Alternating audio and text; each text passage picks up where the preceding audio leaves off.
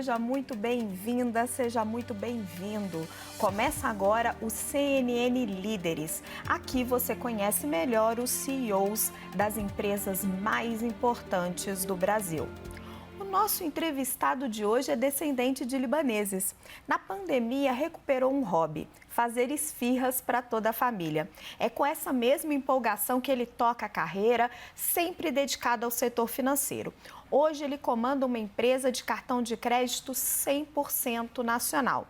E nós ainda descobrimos que ele torce para o Corinthians. Eduardo Chedid, CEO da Elo, muito bem-vindo ao Líderes, tudo bem? Tudo bom, Raquel? Um prazer estar aqui com vocês. Realmente, eu reaprendi a fazer esfirra, mas também revelo aqui que é a única coisa que eu sei fazer, esfirra e sanduíche. O resto não é comigo mesmo. Eduardo, você está melhor do que eu. Não cozinho nada. Eduardo, vou começar com uma pergunta que eu acho que vale mais de R$1 bilhão.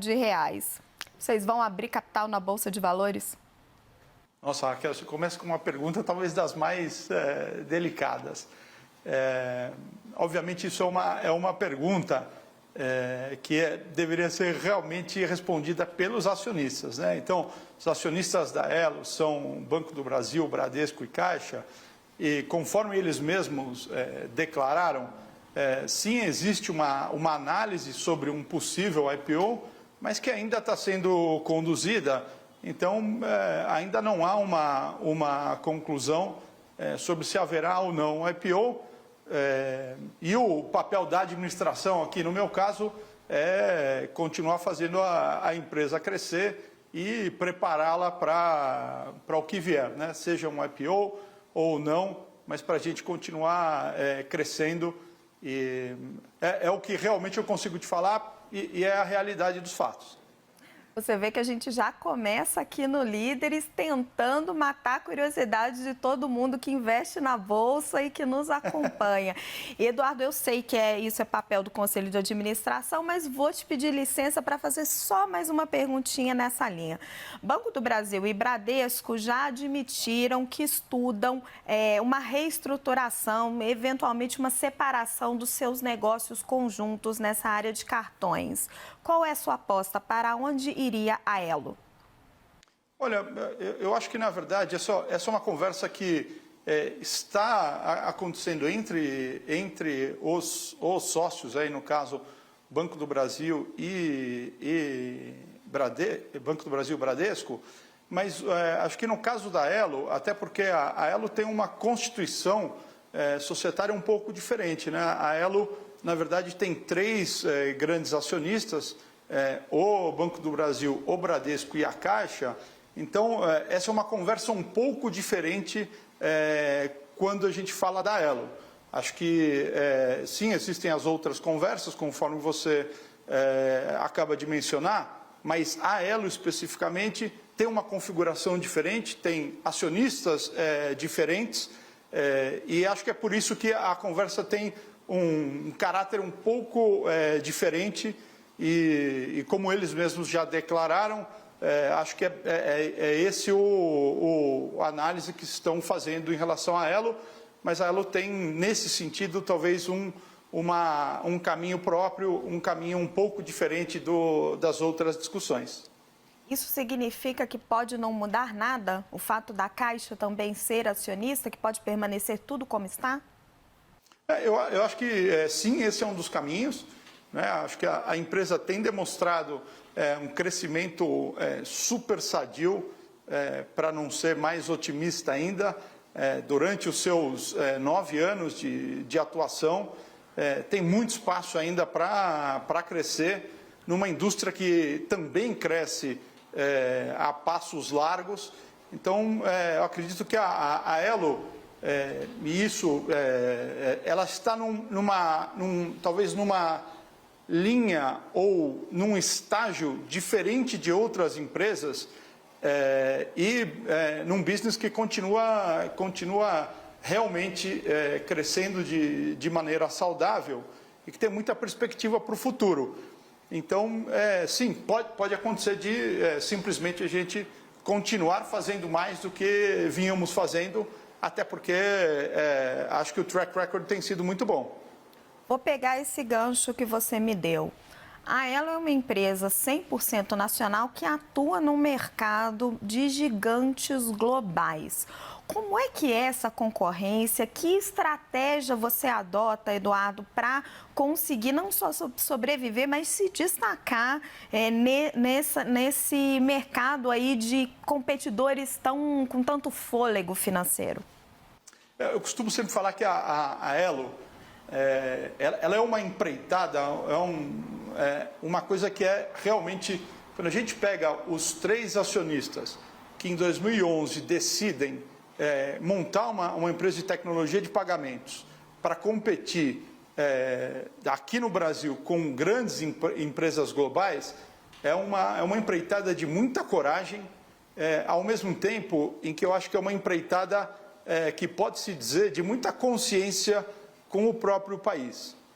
Quando a gente imagina que hoje 40% do consumo privado das famílias passa pela tecnologia de pagamento dos cartões, é super importante para um país com as dimensões do Brasil, com a escala do Brasil, dominar a tecnologia de pagamentos. Por quê? Porque ela faz parte do dia a dia das pessoas e ter o domínio sobre essa tecnologia, se a gente for olhar até estrategicamente, é muito importante para um país. Então, acho que uma jornada que começa em 2011, com muita coragem. Obviamente, o caminho foi um caminho percorrido e bastante suado, mas que, ao longo do tempo, ele vem se demonstrando correto. E vamos lembrar que toda vez que a gente introduz mais concorrência no mercado, acho que, inexoravelmente, quem ganha com isso são todos os players e o consumidor no final. Então, agora, não fugindo da sua pergunta, obviamente, a gente aqui tem que colocar produtos que tenham uma qualidade global, com standards globais. Ao mesmo tempo, a gente tenta sempre dar aquele sabor brasileiro e fazer com algo, né? Se as empresas globais têm algumas vantagens em serem globais, as empresas locais têm que se aproveitar do maior conhecimento do ambiente local, do cliente local, a capacidade de ser mais ágeis e com mais flexibilidade, porque o nosso mercado principal, e a gente tem um olho 100% direcionado para os brasileiros e para os produtos que fazem mais sentido para esse brasileiro. Então, eu acho que, obviamente, como a gente está falando de um business de tecnologia, a gente tem que ter muitas parcerias globais para manter a estrutura tecnológica da empresa no mesmo nível dessas empresas globais, ao mesmo tempo que a gente tem que usar todo o expertise, toda a rapidez e agilidade que a gente pode ter para também entregar produtos mais rapidamente e mais direcionados ao público brasileiro. Acho que, em grandes linhas, é isso que a gente tem feito e é assim que a gente tem conquistado mais clientes. Acho que não só eu, mas todo mundo que está em casa recebe a cada semana uma oferta de cartão de um banco, de uma loja de varejo. Como fidelizar o cliente no meio dessa concorrência? É cada vez mais difícil realmente fidelizar o cliente quando ele tem múltiplas opções, mas eu acho que passa por algumas coisas. A primeira coisa é a gente realmente, e daí é algo que é fácil falar, mas que é muito difícil de ser feito no dia a dia, ter aquele olhar específico. Todo mundo fala o cliente no centro, mas no centro do quê? O que a gente sempre procura fazer lá na Elo é garantir que ele esteja no centro da cabeça de todos os nossos funcionários, porque esse mindset é a coisa mais importante, né? Todo mundo, se você perguntar lá na Elo, vão falar que eu sou dos caras mais chatos do mundo quando a gente lança um produto. eles vão... tem uns que falam que eu tenho até o dedo podre, porque eu mesmo faço questão de pegar todos os produtos e passar por todas as telas, toda a jornada e efetivamente encontrar onde é que a gente está errando. Então, eu acho que tudo isso começa primeiro com o mindset da empresa, né? A gente tem que ser paranoico em relação ao que a gente entrega e sempre naquele intuito de que ninguém quer entregar tudo perfeito da primeira vez, mas a gente quer aperfeiçoar esse produto num ritmo em que a gente realmente consiga superar a expectativa. Acho que nem os clientes hoje em dia esperam, principalmente em produtos de tecnologia, que os produtos saiam perfeitos de primeira, mas eles sim esperam que a gente tenha uma rápida condição de reação e de melhoria de produtos para que ele realmente comece a descrever a jornada desse cliente. Acho que eu tenho para falar aqui de um exemplo prático disso, que é uma inovação que a gente colocou no mercado em janeiro desse ano e que realmente a gente começou agora a fazer uma grande campanha de expansão desse produto. A gente fez uma análise muito talvez óbvia de se ver e procurando ter mais empatia real com o cliente, que a maioria dos cartões de crédito, durante décadas, eles ofereciam um rol de benefícios muito padronizados.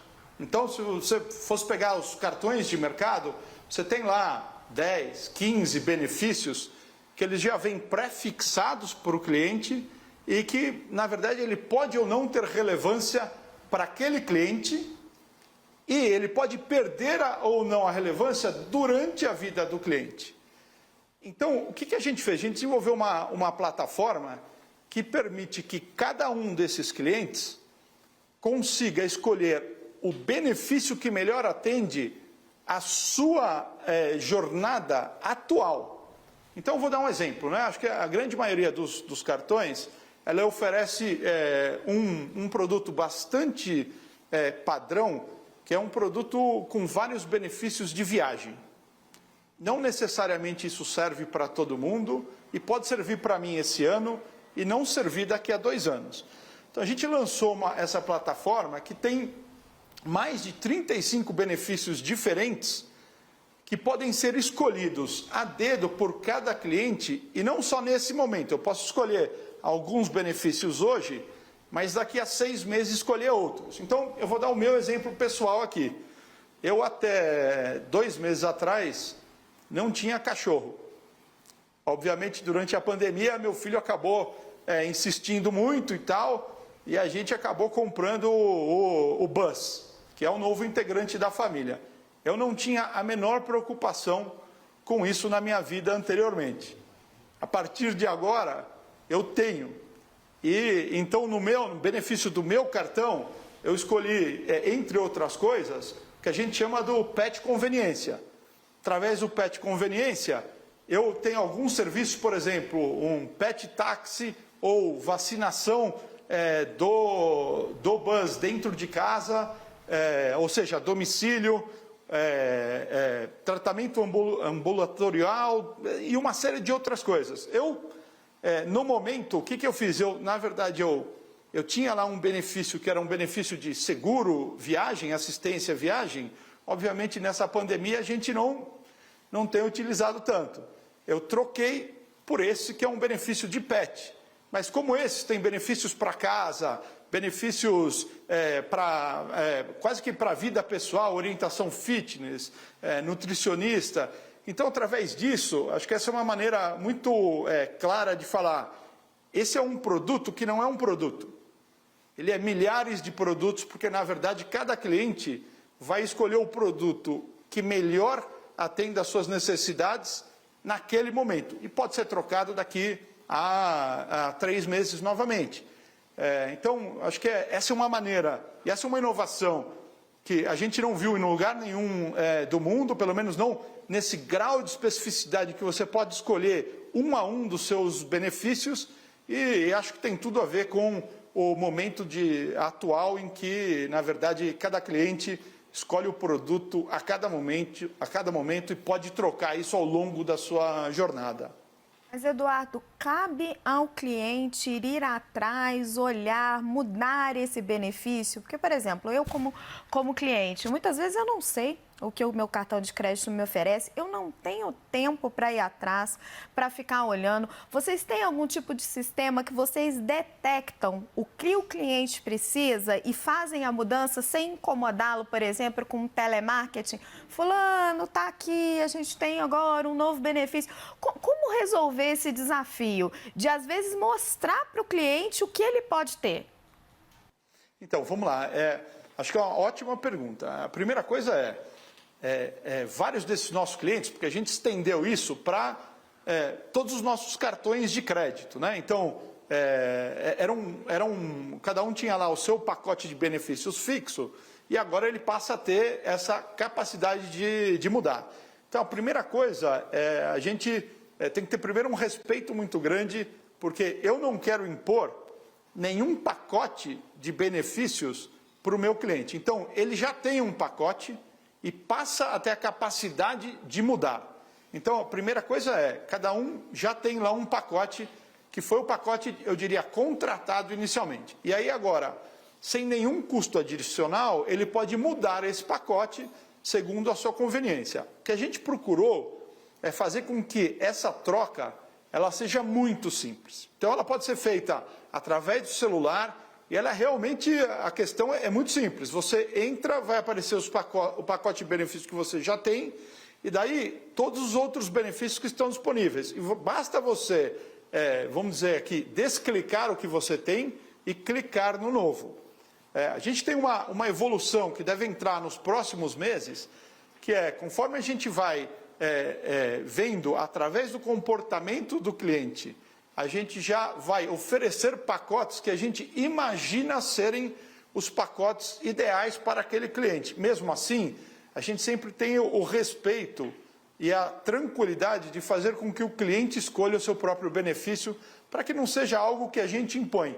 Porque por melhor que seja a inteligência artificial, acho que cada um conhece muito melhor a sua própria vida do que a gente consegue escolher de longe.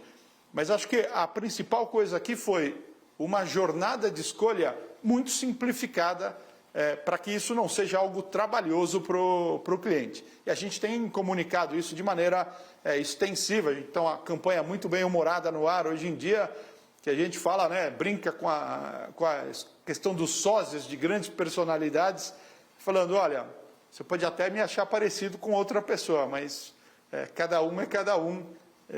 Então, vai na sua, vai com os benefícios que você quer colocar.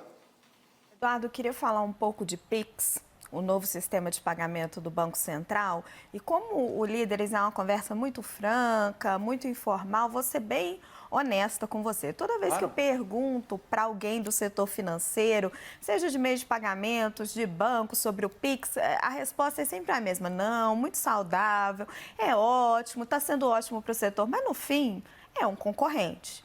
No momento em que você faz um Pix para alguém, você deixa de usar o sistema do banco, você deixa de usar o cartão como meio de pagamento. Como está sendo o impacto do Pix no seu negócio? Tá legal, vamos lá. Primeira coisa, acho que tem uma questão que é muito positiva mesmo, né? Quando a gente olha, e quando eu falei para você que somente 40% do consumo privado nacional, consumo das famílias, ele hoje ele é realizado através de meios digitais de pagamento, acho que eu diria, a grande luta de todo mundo é digitalizar mais pagamentos. Então, acho que desse ponto de vista, o Pix realmente ele vem para adicionar. E isso cria um efeito realmente multiplicador que faz com que todo o sistema cresça. E acho que o que não falta são estudos internacionais que comprovam o impacto positivo de digitalização dos pagamentos numa economia no crescimento do país, no crescimento do PIB. Então, quando a gente olha de maneira macro, eu não tenho dúvida, tanto o Pix quanto os meios, eu vou falar aqui, os meios que a gente trabalha hoje, mais focados em cartões ou outras medidas, mas que usam os trilhos de cartões, como novos que estão surgindo, uma série de wallets, isso tudo cria um movimento que no final é saudável para todo mundo. Longe de mim simplesmente falar que o Pix não vai também, digamos, competir com a própria Elo ou com outros meios de pagamento, porque ele também compete. No final acaba sendo todo mundo competindo contra a utilização do dinheiro. Mas, obviamente, quando alguém faz um Pix, pode deixar de fazer uma transação com ela ou com algum outro instrumento.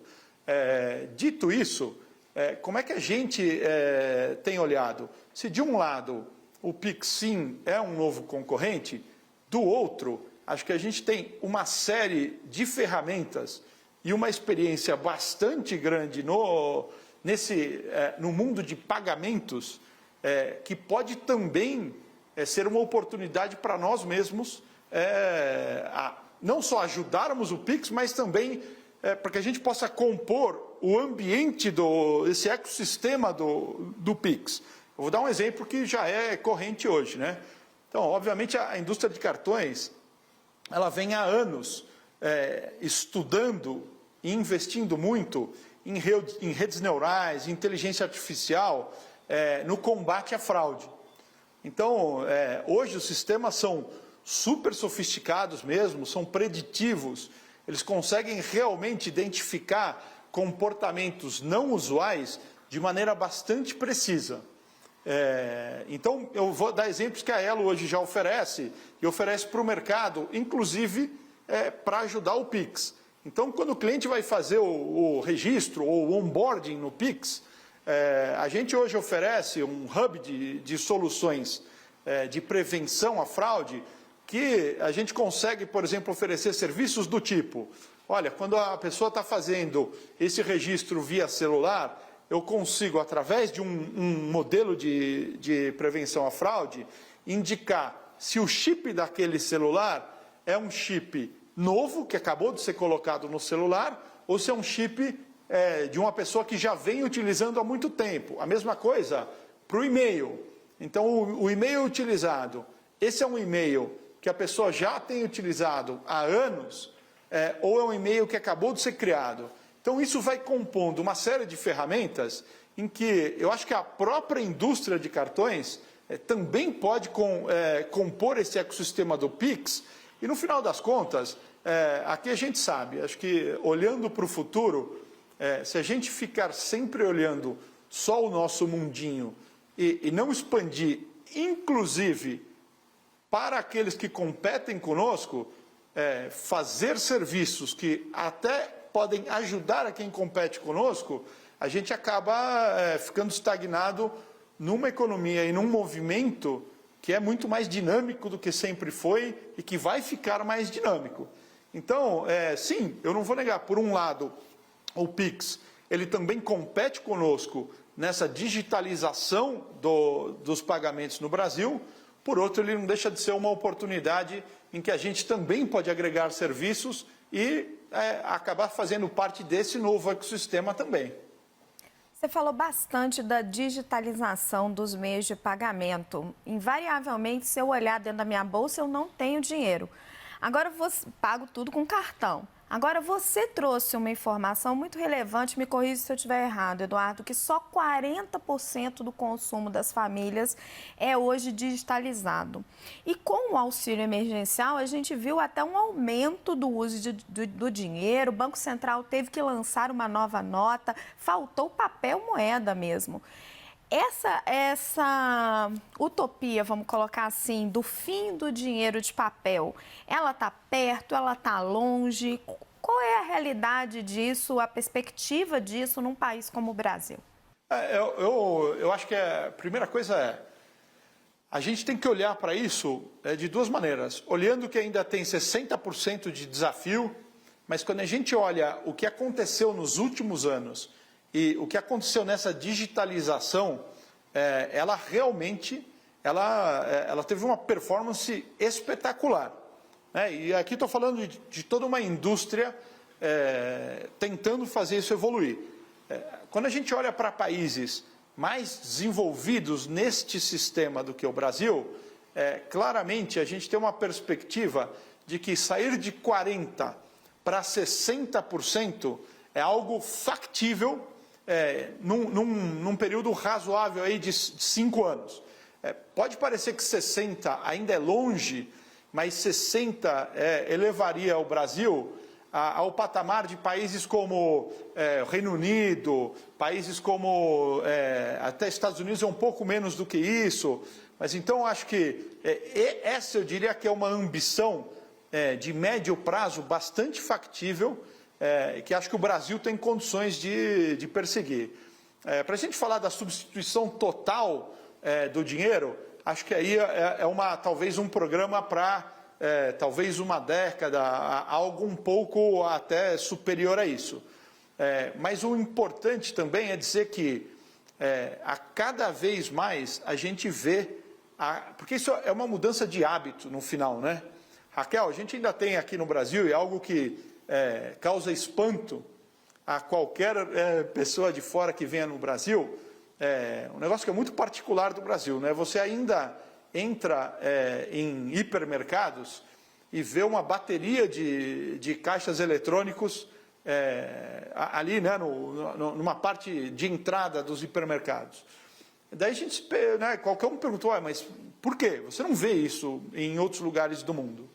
Mas você ainda tem muita gente que tem um cartão no bolso, seja de débito ou de crédito ou pré-pago, e que ele chega num hipermercado, ele vai até o caixa eletrônico, ele saca o dinheiro, continua essa jornada para dentro do supermercado e na hora de pagar ele paga com dinheiro. Daí você fala assim, olha, isso tem uma grande lógica ao fazer isso? Não tem, né? Mas efetivamente é uma mudança de hábito, de cultura. Então, isso acontece cada vez menos? Acontece cada vez menos. Acho que existe uma conscientização cada vez maior da sociedade de que os meios digitais são mais seguros, eles até são mais seguros, são mais higiênicos, coisa que antes da pandemia ninguém falava, mas que com a pandemia passa a ser um outro critério. Eles são cada vez mais fáceis de se utilizar. Então, se eu pegar as novas tecnologias, né, o pagamento por aproximação, por exemplo, pagamentos por aproximação, seja ele com um cartão que tem uma antena sem contato, ou através do relógio, pulseiras, o celular, se a gente pegar do ano passado para esse ano, segundo dados da própria ABECS, os pagamentos por aproximação cresceram 622% em comparação ao ano passado. E acho que a pandemia trouxe ainda um crescimento maior. Crescimento de compras, né, não presentes, por internet, por exemplo, na e-commerce, cresceram 50% em relação ao ano passado. Então, acho que a adoção cada vez mais fácil dessas novas tecnologias, a ponto de que hoje em dia você pode chegar com um celular e simplesmente encostar, ou um cartão, e aquele, né, o chamado tap and go, isso traz uma conveniência cada vez maior e faz com que, aos poucos, a gente vá rompendo essa barreira cultural, que é fazer cada vez mais as pessoas usarem meios digitais. Uma outra coisa que expandiu tremendamente no Brasil foi o número de pontos de aceitação de cartões, né, as chamadas maquininhas. Hoje em dia a gente tem mais de 11 milhões de pontos de aceitação no Brasil. Para que você tenha uma ideia, isso faz com que o Brasil tenha índices superiores ao da Suécia, que é um dos países onde você está mais próximo da substituição do dinheiro por meios eletrônicos. Então, acho que do ponto de vista de infraestrutura, investimento que foi feito nessas últimas décadas, na verdade, faz com que a gente tenha um otimismo grande aí de que a gente consiga, por exemplo, passar de 40 a 60 num prazo bastante curto aí, de talvez aí 4, 5 anos. Infelizmente, o nosso tempo acabou, passou muito rápido porque o papo estava bom. Eduardo Chedid, CEO da Elo, muito obrigado pela sua entrevista ao CNN Líderes. Raquel, foi um prazer, espero estar aqui novamente e um ótimo final de ano para todos, com muita saúde e vamos esperar que 2021 com certeza vai ser um ano melhor e o Brasil vai em frente. Obrigado. Oxalá, Eduardo.